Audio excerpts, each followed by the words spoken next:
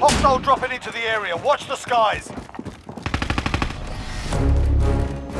Allied traffic down.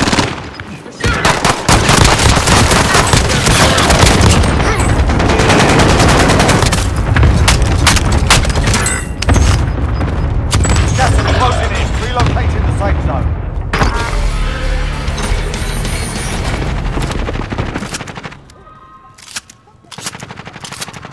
Moving on, start fire.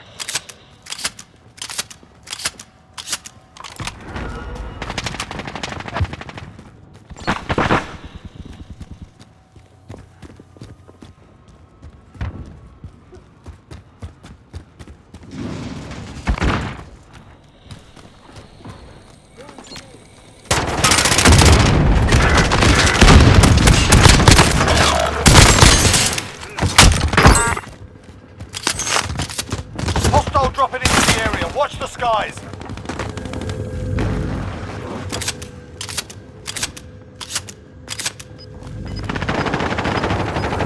Aid station marked.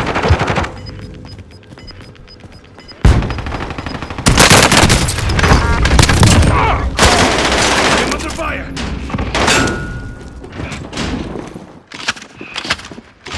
Aid station marked.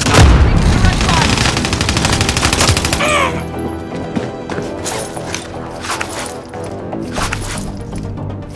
They're targeting me. Stop shooting it. There's less than 10 to go. You can win this. Aid station marked.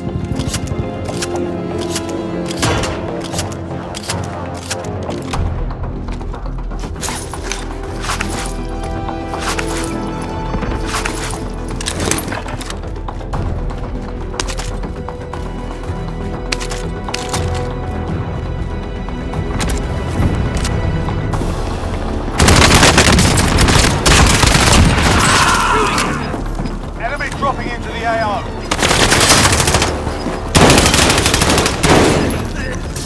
Gas is closing in. Relocating the safe zone. Allied traffic down. Contact! Contact! Gas is closing in. 5 remain.